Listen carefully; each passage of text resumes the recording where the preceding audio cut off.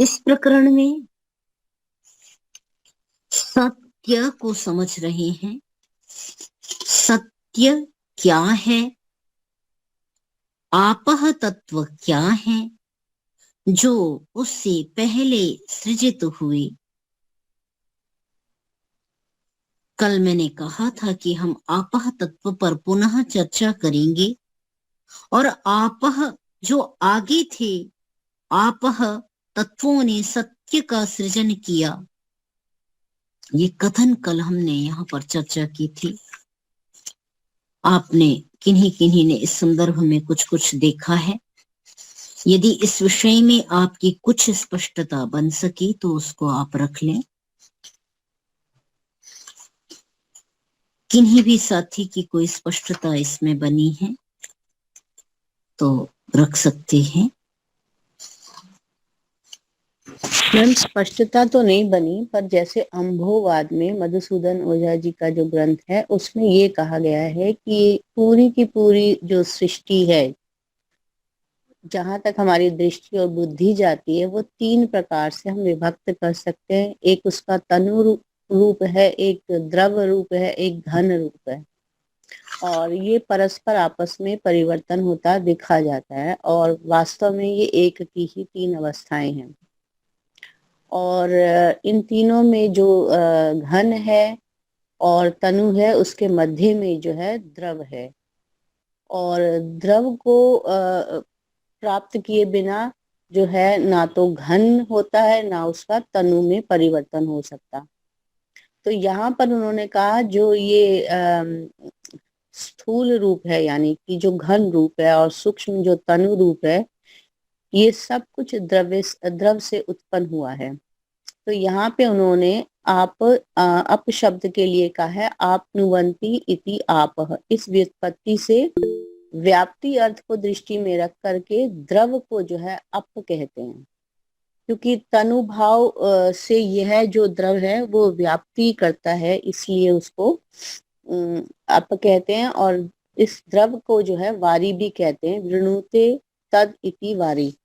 ऐसे करके उन्होंने इसे समझाने का प्रयास किया है। और फिर इसके बाद इन्होंने कहा है कि ये जो जगत का कारण है या जो बीज है वो अम्ब ही है, और विरल तथा सघन रूप होने से इसकी दोनों ओर गति होती है, और इसलिए इसको उत्कृष्ट स्वभाव वाला कहा है। और यहाँ पर जब अम्भ जो है वो यदि उत्तरोत्तर संकोच को प्राप्त करता है तो पृथ्वी बन जाता है, और पृथ्वी पर वृक्ष आदि और जो ये सब जीव आदि उत्पन्न होते हैं। तो अम्ब ही प्रसार की जो उत्तरोत्तर गति से फिर वायु हो जाता है, और वायु के आपस में परस्पर संघर्ष से अग्नि की उत्पत्ति होती है। और जब ऐसा कैसे, ये तो उल्टा हो गया।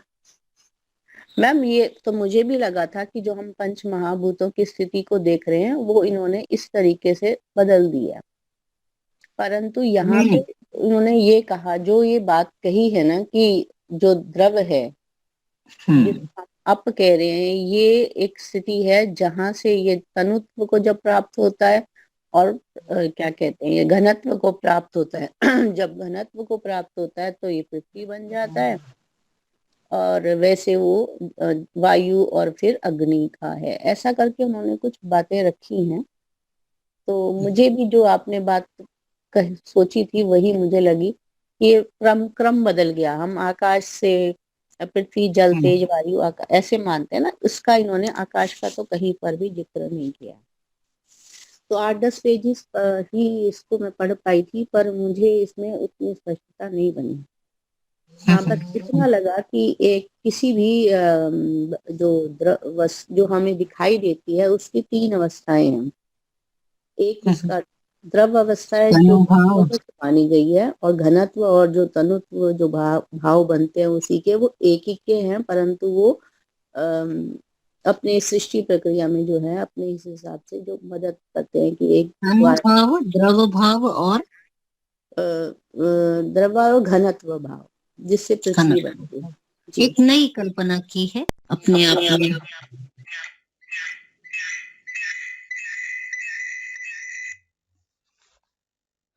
इस तरह है तो ये एक नई कल्पना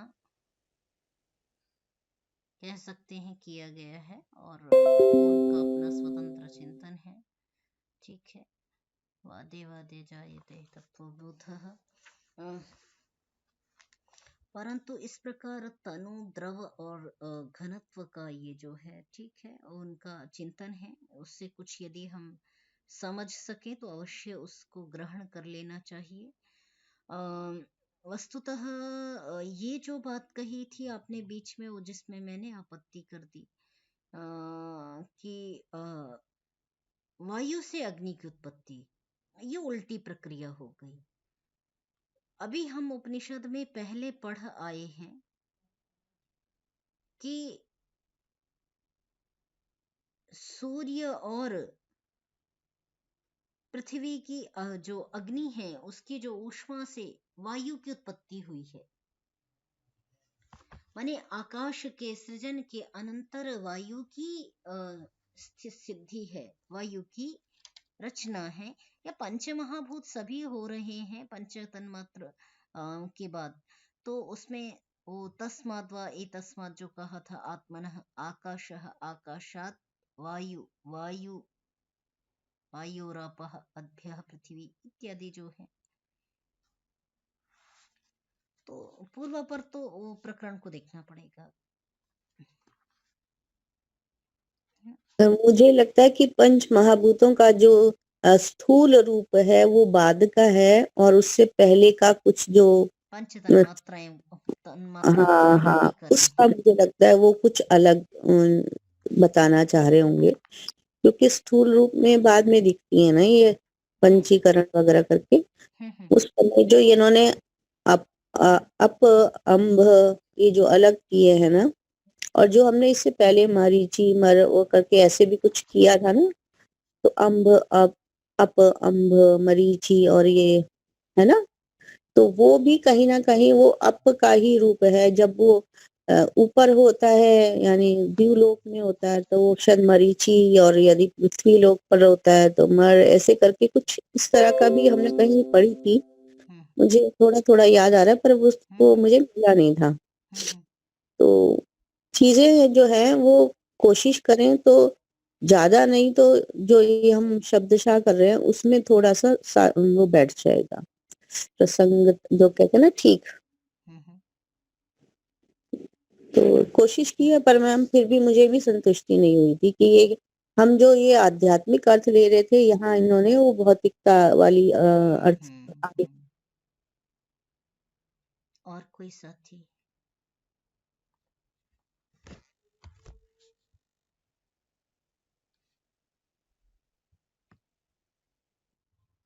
कुछ रखना चाहे?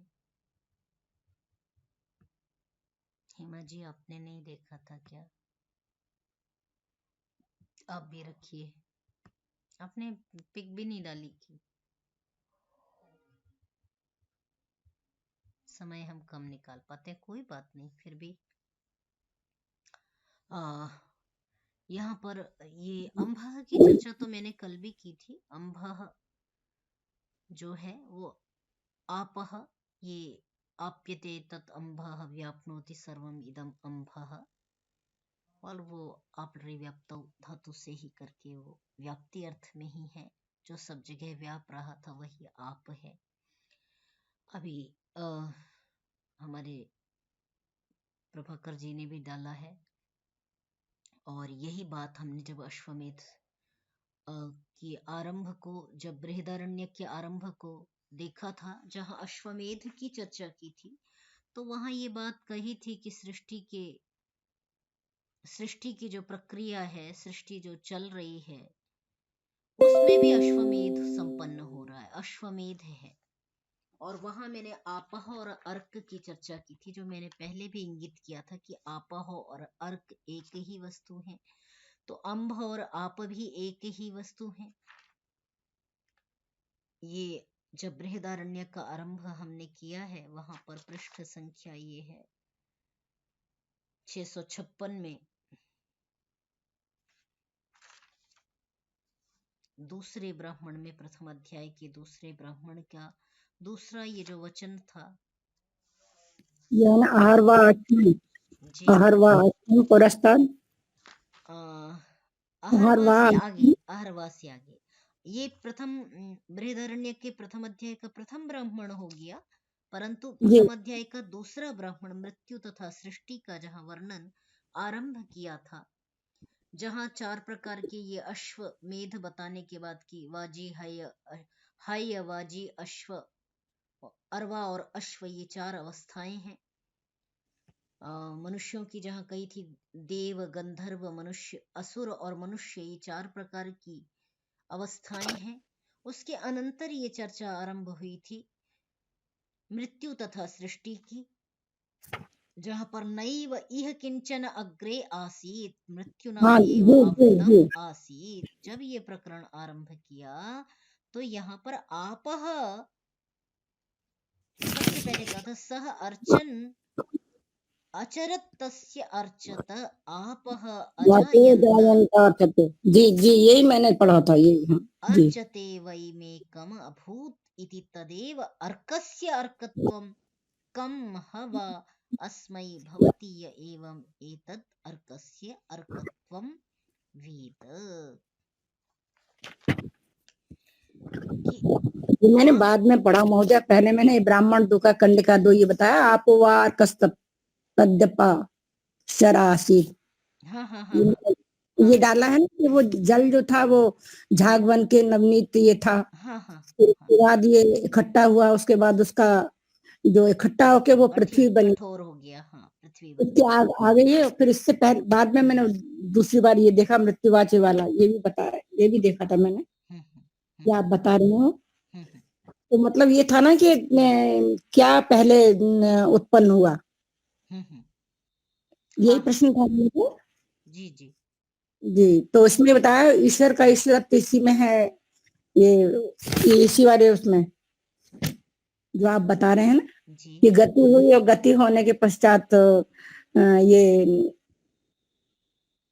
क्या हुआ हाँ हाँ ये मतलब चिंतन परमात्मा ने किया, मतलब ईक्षण किया, ईक्षण किया, हाँ जो फिर मृत्यु गति रूप में संचार था, जो समस्त सृष्टि जो अव्यक्त रूप में थी, तत् मनः कुरुत, मन किया, चिंतन किया, मनन किया कि मैं आत्मान्वी श्याम, मैं आत्मा वाला हो जाऊं, मैं प्रकट रूप वाला हो जाऊं।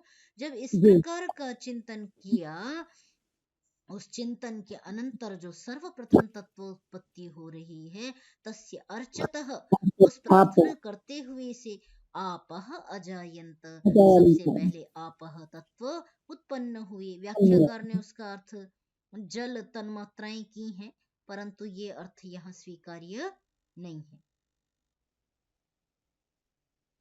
ठीक है, आपह तत्व भिन्न है, अभी पंच तन्मात्राओं की उत्पत्ति नहीं हुई।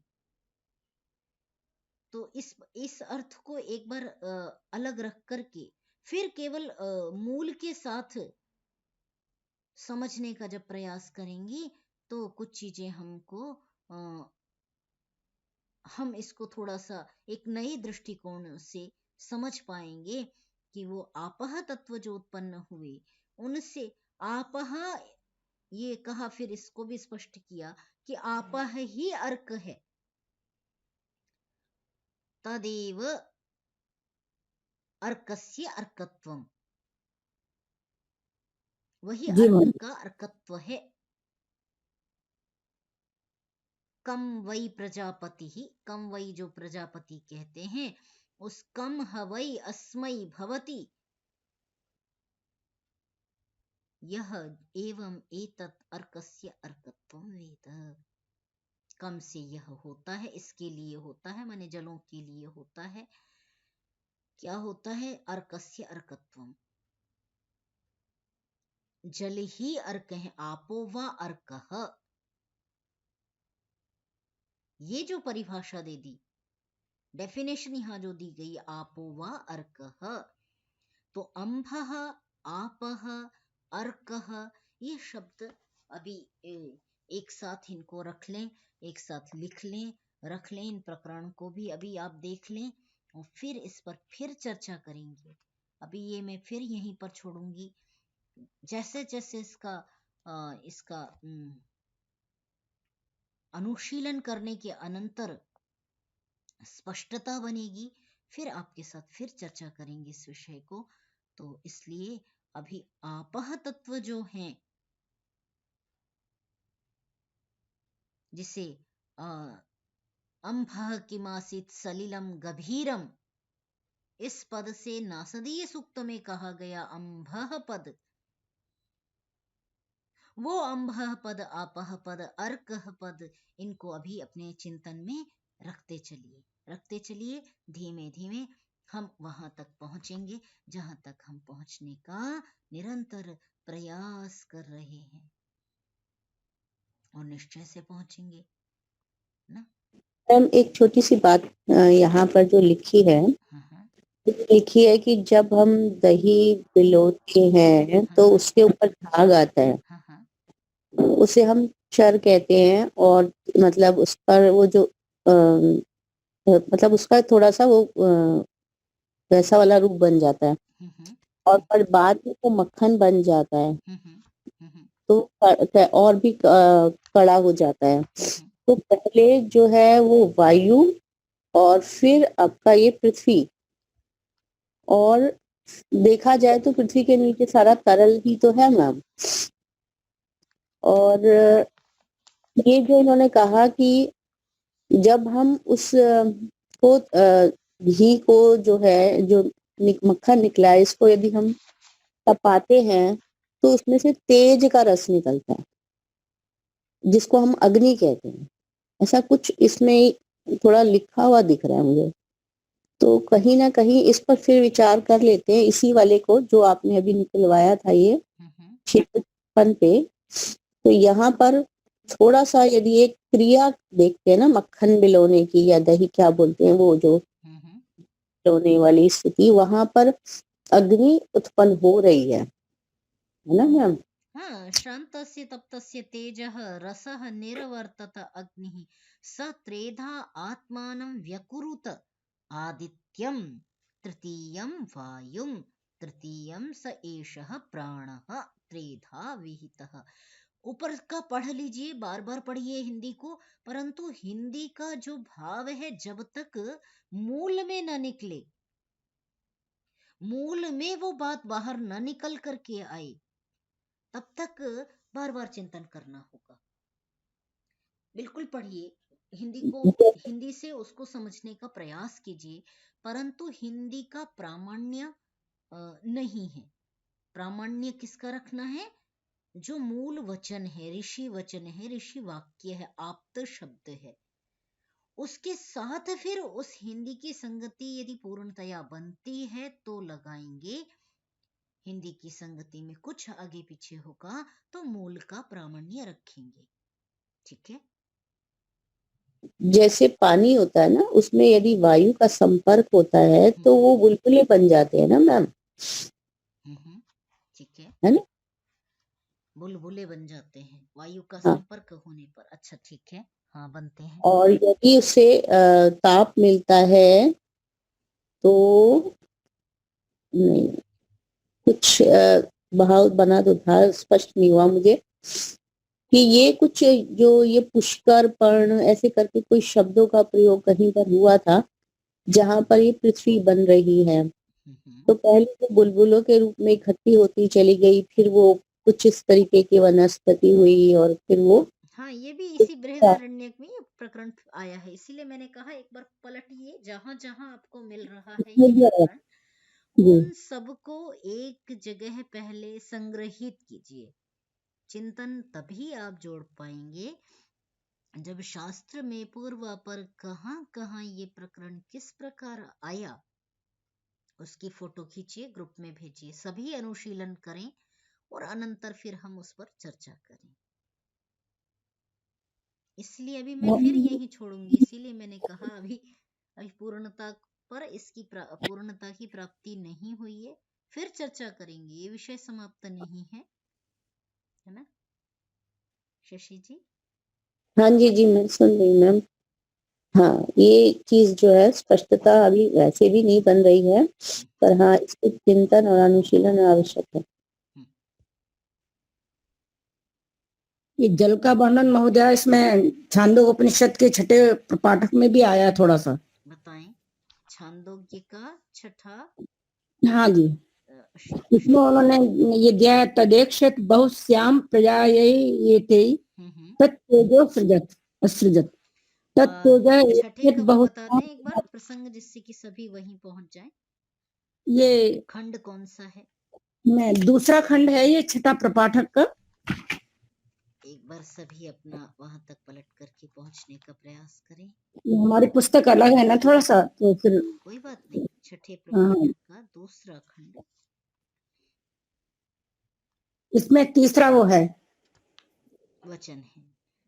हाँ तीसरे वचन है, तदैक्षित बहुश्याम प्रजायेति तत्तेजो असृजत।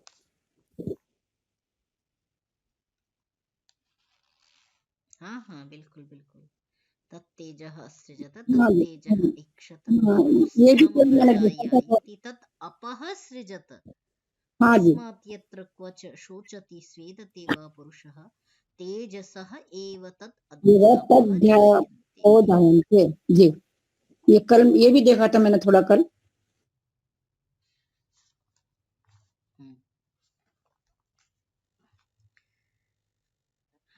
अपवर्ग, ये तो हो गया 656।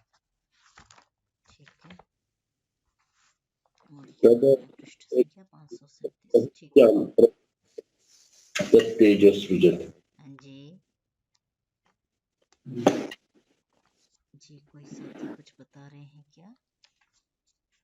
जल से तेज के उत्पन्न होने की बात आई है। हाँ हाँ, जल से तेज वो पसीना बाष्प बनता है ना, जो इस तरह से इसमें दिया है इन्होंने कि मनुष्य जहां जहां कहीं संतप्त होता है और पसीना आ जाता है, तथा तेज एवं आप अभिजायन्ते, उस तेज ही से जल उत्पन्न होता है। अभी अभी बस इकट्ठे करते जाएं, इस पर मूल या किसी निष्कर्ष पर पहुंचेंगे अनंतर में। ठीक है, जी महोदय जी। फिर पढ़ें। एक इस पढ़ने का यही तो चिंतन होगा कि आप शेर की समान सिंहावलोकन करते रहिए। जो पढ़ा है पूरा अनुशीलन कीजिए, जहां जहां पर भी प्रकरण कुछ भी मिलता है, और अंततः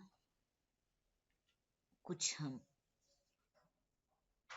प्रथम चरण द्वितीय चरण समयानुसार उस पर प्राप्त कर सकेंगे, पकड़ बना सकेंगे।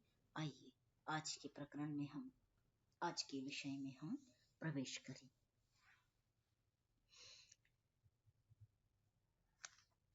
सभी साथी इन पृष्ठों को बल्कि निकालेंगे भी, और प्रयास करें कि आप वहां पर वो पृष्ठ संख्या नोट कर लीजिए, जिससे कि दोबारा कभी आप पढ़ेंगे ना तो आपको लगेगा अरे ये तो मेरा पढ़ा हुआ है और मैंने ये कभी पलटा था, यहाँ पर क्या है विशेष है, आप स्वयं उसको देखने की इच्छा करेंगे। तो इसलिए जरूर से उसको पृष्ठ को वहां तक पलटिए और वहां नोट करिए, लिखिए,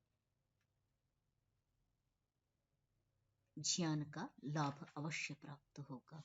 आइए आज का प्रकरण ये आरंभ करें।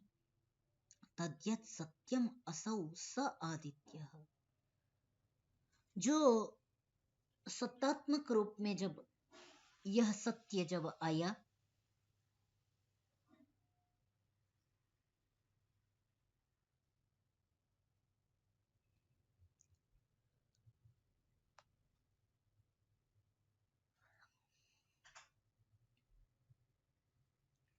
तब कहा कि स आदित्यः य एषः एतस्मिन् मण्डले पुरुषो यश्चायं दक्षिणे अक्षन् पुरुषः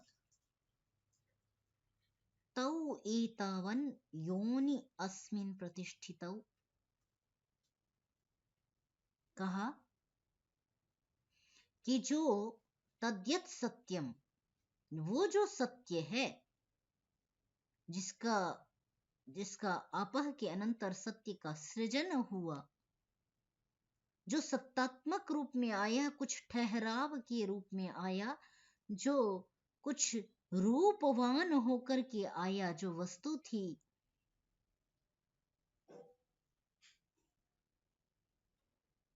जो जेर था उसमें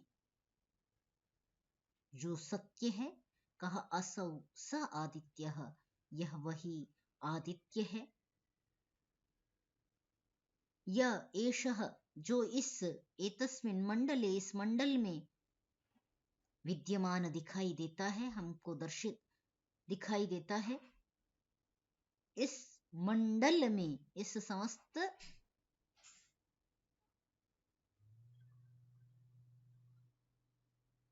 सृष्टि में पुरुषः यश्च अयं दक्षिणे अक्षन् पुरुषः, और यह जो पुरुष की दक्षिणे अक्षण, दाईं आंख में जो पुरुष दिखाई देता है, ये दोनों ही समान हैं। मंडल में अर्थात ब्रह्मांड में सूर्य का दर्शन होता है, पिंड में दाईं आंख में पुरुष का दर्शन होता है। ये प्रकरण इससे पहले यथावत कहीं आया था, इसी जी आया था, आया दाईं था। आंख और बाईं आंख करके। हाँ, दोनों का विवरण दिया था जी। तो यदि अब ये आपको निकाले उपलब्ध कितने आए हो हैं? जाए तो उसकी फोटो यहाँ पर छायाचित्र समूह में अवश्य डाल दीजिए। देखेंगे। अभी अन्यत्र भी आया है, वो मैं अभी चर्चा कर लेती हूँ, परंतु इस तरह जो आया है यथावत दाईं और बाईं रूप में, वो कहीं आपको मिल रहा है तो उसको यहाँ जी डाल। जी जी। दक्षिणे अक्षन पुरुषः तौ एतौ अन्योन्यस्मिन् प्रतिष्ठितौ, ये दोनों ही एक दूसरे में प्रतिष्ठित हैं। जो दाईं आंख में रहने वाला जो पुरुष है, वो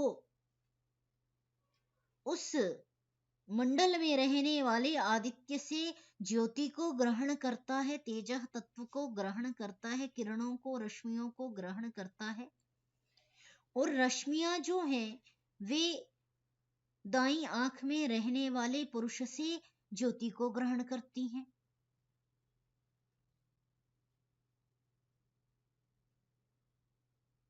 ये एक दूसरे में प्रतिष्ठित हैं। अन्योन्यस्मिन् प्रतिष्ठितौ, एक दूसरे के आश्रय हैं, आश्रयीभूत हैं। रश्मिभिः एषः अस्मिन् प्रतिष्ठितः, ये अपनी किरणों के द्वारा उसकी आंख में प्रतिष्ठित है, चक्षु में प्रतिष्ठित है। प्राणैः अयम् अमुष्मिन् स यत् उत्क्रमिष्यन् भवति शुद्धम एव एतन्मण्डलं पश्यति न एनम एते रश्मयः प्रत्यायन्ति। और कहा कि प्राणों के द्वारा यह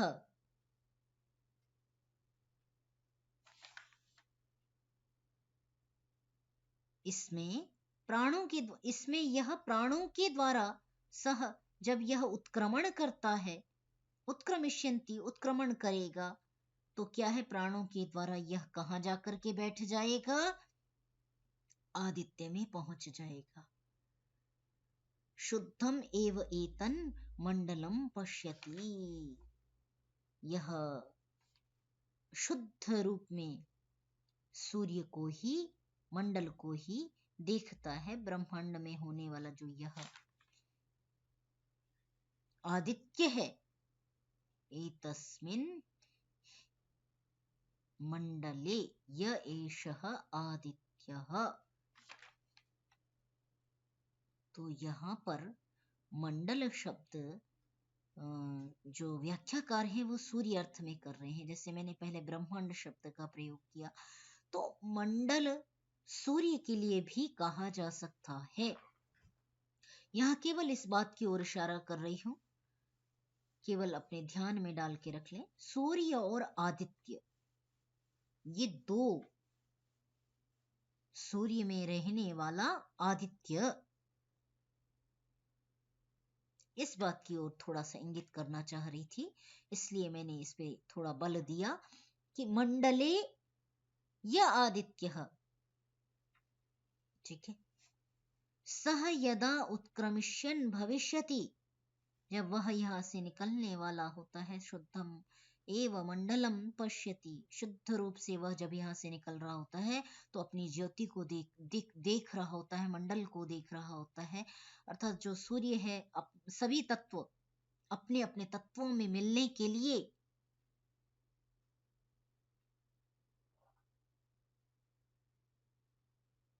व्यग्र होते हैं, अपने अपने तत्वों में उनको समाना होता है। तो इसलिए प्राणों के द्वारा जब यहां से व्यापार को समेट करके जाता है तो कहां जाता है? तो जो तत्व है वो अपने अपने तत्वों में, ज्योति अपने अपने तत्वों में मिल जाती है।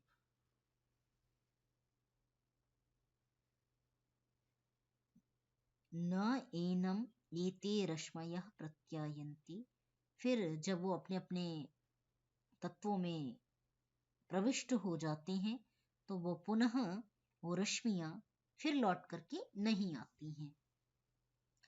तो यहाँ पर एक चिंतन आपके मन में भी शायद आ रहा हो और मेरे मन में भी जो आ रहा है वो कि जब यदि किसी का गोलक चक्षु या भग्न है तो ऐसा नहीं कहा जा सकता कि उसके पास उसकी ज्योति नहीं है। माना यद्यपि वे एक दूसरे के आश्रय हैं, परंतु उसके पास वो सूर्य की ज्योति, मंडल की जो ज्योति है, आदित्य है, वो उसके पास भी विद्यमान होती है। प्रकटीकरण का जो साधन है गोलक, वो विद्यमान नहीं है, उसमें कुछ दोष आ गया, इसलिए वो प्रकट नहीं हुई। तो वो जो उनके अंदर विशेष प्रतिभा देखी जाती है, जैसे अभी मोदी जी जिनसे मिले थे, क्या नाम है उनका, जो यूनिवर्सिटी वहाँ, राम भद्राचार्य जी महाराज, राम भद्राचार्य जी है ना। तो वह विशेष प्रतिभा यदि किसी के अंदर विद्यमान है तो वो उस दिव्य ज्योति का प्रयोग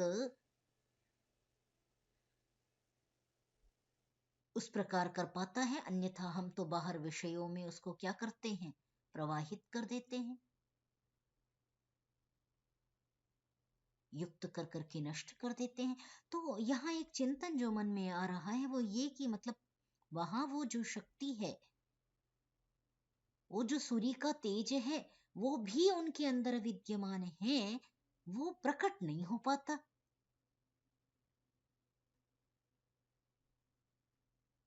परंतु उनके अंदर वो अक्षयगत पुरुष में वो शक्ति विद्यमान तो रहती है ना। जी जी।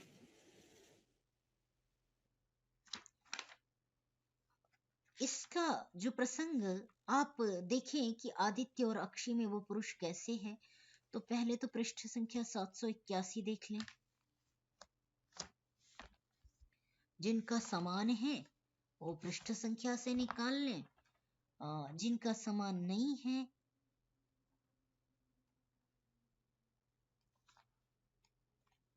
वो बृहदारण्यक के तृतीय अध्याय का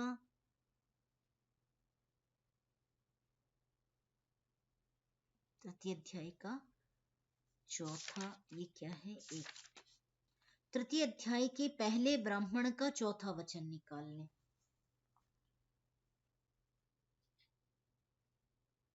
बृहदारण्यक के तृतीय अध्याय का प्रथम ब्राह्मण का चौथा वचन निकाल लें।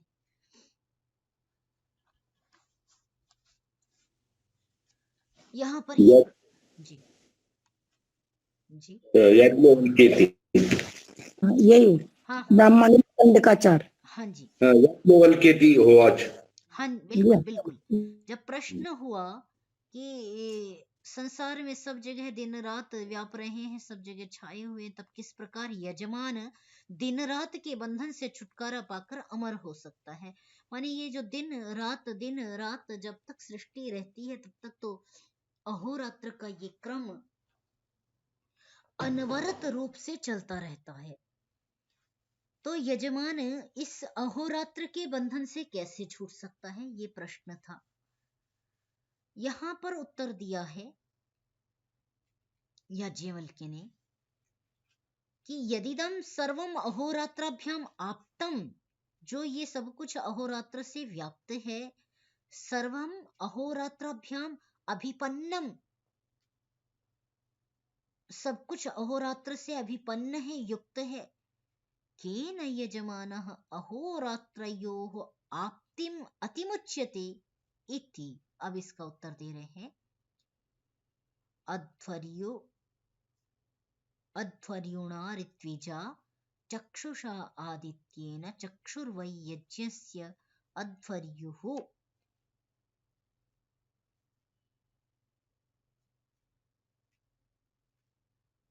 ये जो आदित्य के द्वारा अध्वर्यु जो ऋत्विक है वह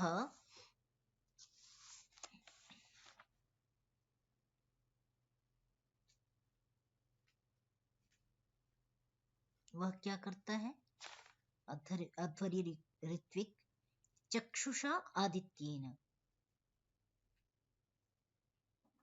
वो चक्षु को आदित्य के द्वारा वो क्या क्या करता है, चक्षु के द्वारा आदित्य में समाहित होता है। तो संभवतः ये जो बात कही जा रही है कि चक्षुषा आदित्येन चक्षुर्वै यज्ञस्य अध्वर्युः, चक्षु ही यज्ञ की आंखें हैं और वो यज्ञ ज्योति में अपनी आंखों में दिव्यता पूर्वक या अपनी इंद्रियों को समेट करके चक्षु के समस्त तेज को आदित्य को देता है, आदित्य के द्वारा युक्त होता है। और इस प्रकार यज्ञस्य अध्वर्युः तद्यत् इदं चक्षुः सः असौ आदित्यः, जो आंख है चक्षु है वही आदित्य है, सह अध्वर्युः वही अध्वर्यु हो जाता है, सह मुक्ति ही स अति मुक्ति ही, जब यहाँ से मुक्त होता है, शरीर से मुक्त होता है तो उसकी अति मुक्ति हो जाती है, पूर्णतया वो अहोरात्र के बंधन से मुक्त हो जाता है। तो आदित्य रूप जो है उसका व्यष्टि रूप चक्षु हुआ, उसका समष्टि रूप आदित्य हुआ।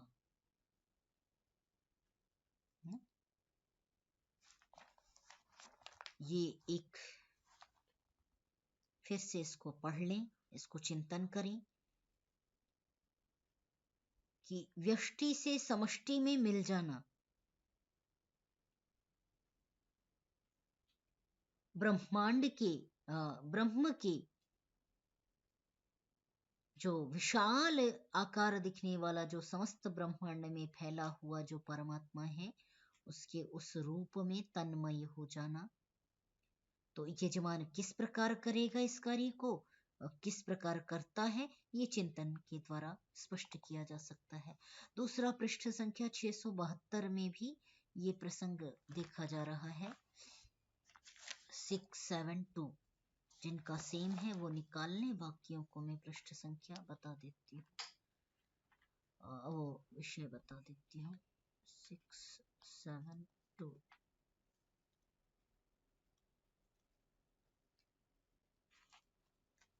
बता दें क्या है ये।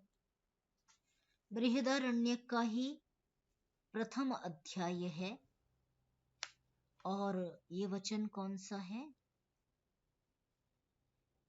14वां वचन है।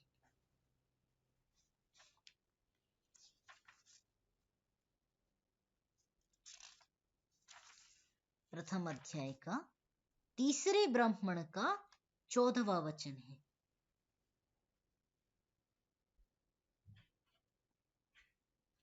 मिल गया?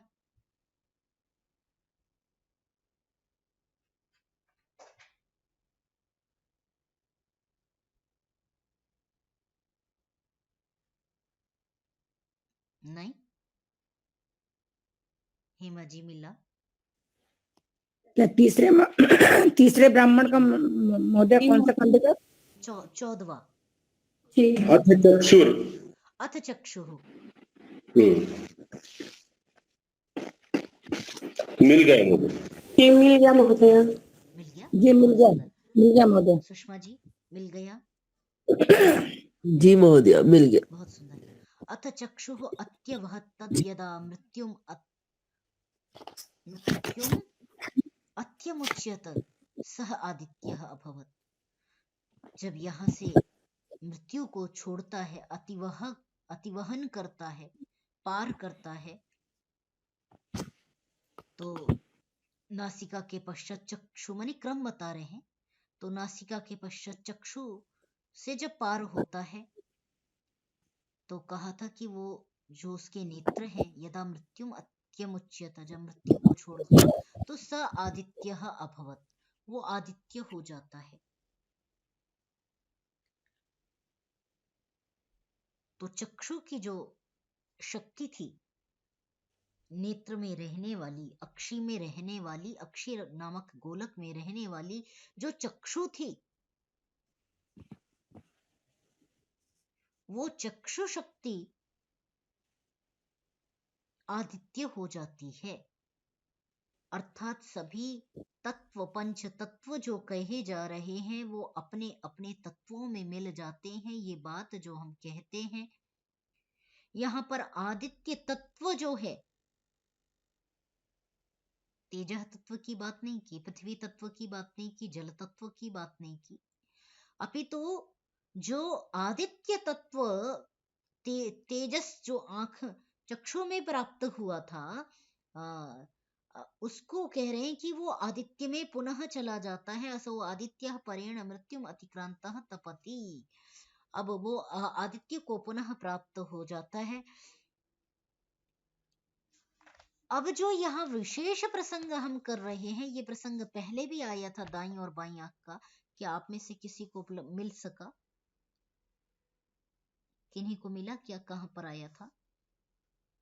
उसमें भी विशेष जो बात कह दी, दोनों आंखों में समान नहीं है, उसके लिए विशेष कहा कि दाईं आंख में जो बैठा हुआ पुरुष है वो आदित्य है। ये सूक्ष्मता की तरफ ले गए, है ना? दोनों अक्षी में बैठा हुआ जो पुरुष है वो भिन्न है, इस बात को दर्शाने जी दोनों दाई बाई में अलग अलग बताया है उसने। हाँ, और ये प्रकरण पहले भी आया था, मुझे नहीं मिला, इसलिए मैंने आपके लिए कहा कि आपको वो मिले तो उसकी फोटो वहां पर डाल देंगे। जी देखेंगे। हाँ, इसी रूप में आया था, कोई बात नहीं, हाँ। आराम से देख लीजिएगा, जब समय मिले तब देख लें। जी जी मैम, उस समय भी मैंने ये कहा था कि कीड़ा और पिंगला जो है ना, इस नाड़ियों के हिसाब से जो हमारा सीधा हाथ होता है वहां पे सूर्य नाड़ी होती है, और जो बायां होता है उसमें पिंगला होती है और मध्य में सुषुम्ना होता है। तो हमारी जो दाहिनी आंख है, इसमें को हम सूर्य मानते हैं ना। हाँ, सूर्य तत्व, सूर्य नाड़ी मानते हैं। हाँ। और सूर्य भी नहीं, आदित्य। बड़ी बड़ी सूक्ष्मताएं हैं छोटी छोटी बातों में। जी जी आदित्य सूर्य जी। आदित्य, उसकी वो जो शक्ति है वो कार्य कर रही होती है। जी। अक्षी में रहने वाला जो चक्षु है, उसमें वो जो तत्व है, नेत्र में रहने वाला जो चक्षु है, वो चक्षु आदित्य है। जी।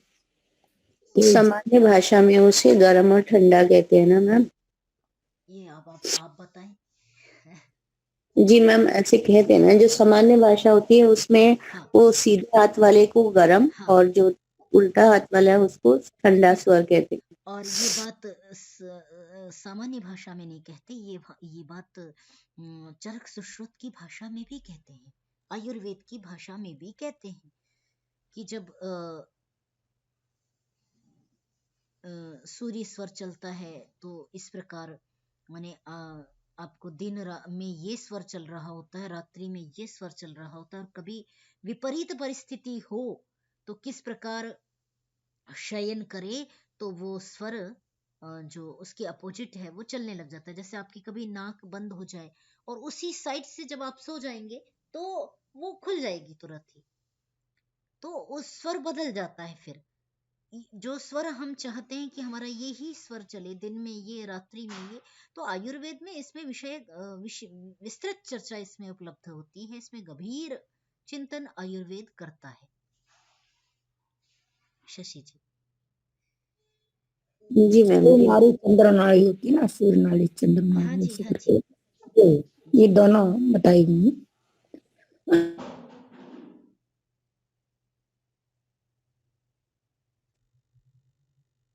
मन में एक प्रश्न आ रहा था कि जब दाहिने में पिंगला है और उसको हम सूर्य कह रहे हैं, बाएं में हम चंद्र कह रहे हैं, तो मध्य वाली सुषमना का भी कोई ना कोई होना चाहिए, तो क्या वो पृथ्वी है?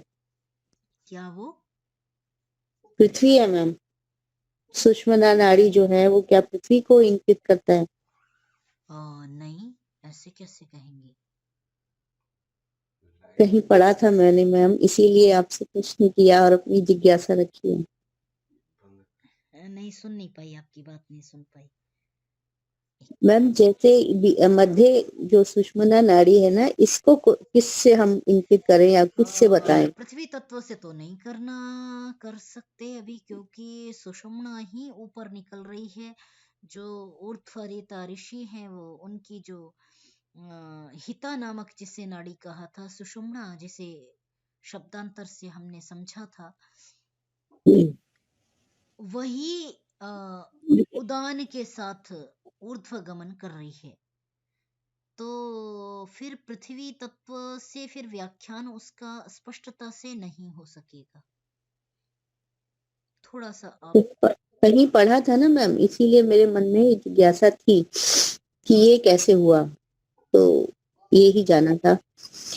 तो यही मतलब एकदम विचार आया तो आपसे पूछ लिया।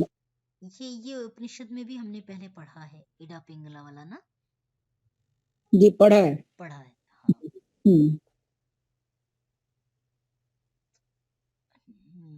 चिंतन पर होगा, आया है पढ़ने पे ध्यान नहीं में होता, कहाँ पढ़ने पढ़ा है। पे तो भूल जाता है। फिर से चिंतन पर होगा, बार बार इसी प्रकार चिंतन करेंगे।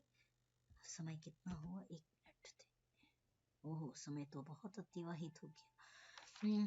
ठीक है, आज के लिए इतना ही करते हैं, फिर चर्चा करेंगे आगे इसकी, कल करते हैं, क्योंकि समय हो गया, मैंने देखा नहीं। आज के लिए इतना ही।